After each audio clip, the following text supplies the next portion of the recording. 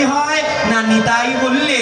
ওগো সেই নিতাই ছাড়া যে গৌর পাওয়া যায় না।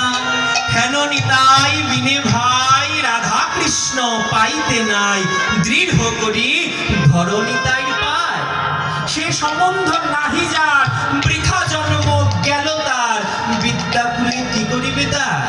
আমার নিতাই না বলিল মুখে, মজিল সংসার সুখে, সেই পশু বড় দুরাচার। তাই সেই নিতাই চার আমার যদি না আসতেন এই প্রেম পেতাম না বাবা।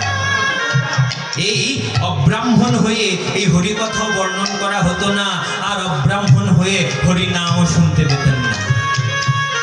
হ্যাঁ, ওই সব কিছু আগের মতোই থাকতো, কিন্তু আমার নিতাই এসে বলেছেন, রে অনর্পিত চরিত চিরাত করুণায় অবতীর্ণ করলো, ওই নামে যে কোনো ভেদ নাই, যেই ভজে সেই বড় অভক্তহীন ছাড়, আর কৃষ্ণ ভজনে নাই জাতি কুলাধি বিচার। ওরে তোরা প্রাণ ভরে হরি নাম কর।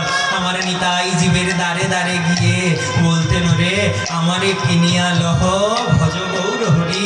ওরে ওগো তোদের ঘরে কি আমায় কাজের লোক হিসাবে রাখবি? রাজরাজেশ্বর নিতাই চাঁদ বলতেন, তোদের ঘরে কি আমাকে কাজের লোক হিসাবে রাখবি? ব্রজের নদ নদিয়াবাসী বলতো, গো তুমি রাজরাজেশ্বর অবধূত সন্ন্যাসী, তুমি আমাদের ঘরে কাজ করবে, এ কি আবার কোনো কথা হলো? বিনিময় কি? নিতাই চাঁদ বলছেন, বিনিময় কিছু লাগবে না রে, ওই সারাদিন কাজ করাস, কাজ করি দিনান্তে একবার হরিবল হরিবল বলিস, ওই হরি নামই আমার বাবা। বেহালাতে একটি গ্রাম আছে, 4 থেকে 5 হাজার মানুষ, তারা সবাই দাস পদবী লেখে, নিতাই দাস। তারা কিন্তু মূলত এই দাস নয়, এক একজন একের পদবীর ছিলেন, কিন্তু তৎকালীন সমাজে বিভিন্ন ছিল ইত্যাদি ইত্যাদি, অনেক নিয়ম কঠোর ইত্যাদি ছিল। একটু পান থেকে চুল খসলেই জাতিচ্যুত করে দেয়া হতো। তাই ওই বেহালা গ্রামে নিশ্চয়ই কেউ কোনো একটা ভুল করেছে, এক দোষের জন্য সমস্ত গ্রামবাসীকে জাতিচ্যুত করে দেয়া হয়েছে, জাতিচ্যুত করে দেয়া হয়েছে। তাই জাতিচ্যুত যেই মাত্র করে দেয়া হয়েছে, তাদের তো আর গতি নাই, তাদের কি গতি হবে? তারা চেয়ে দেখছে ওই বেহালার পাশ দিয়ে সেই নিতাই চাঁদ ভক্তগণকে সঙ্গে নিয়ে হরিবল হরিবল বলতে বলতে যাচ্ছে।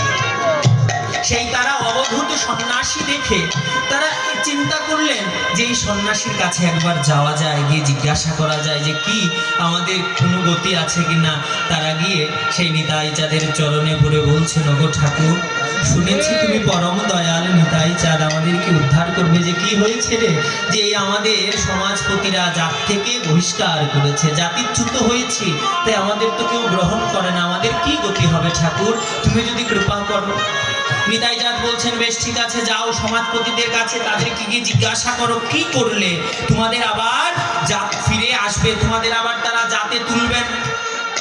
সেই সমাজপতিদের কাছে গিয়ে জিজ্ঞাসা করা হলো। সমাজপতিরা বলছে 40 হাত লম্বা আর 20 হাত চৌড়া, অর্থাৎ 40 হাত লম্বা আর 20 হাত বাঁশ, হ্যাঁ, একটি কুণ্ড নির্মাণ করো, অগ্নিকুণ্ড। আর এই অগ্নিকুণ্ড যে দৌড় দিয়ে পার হতে পারবে সেই পবিত্র হবে।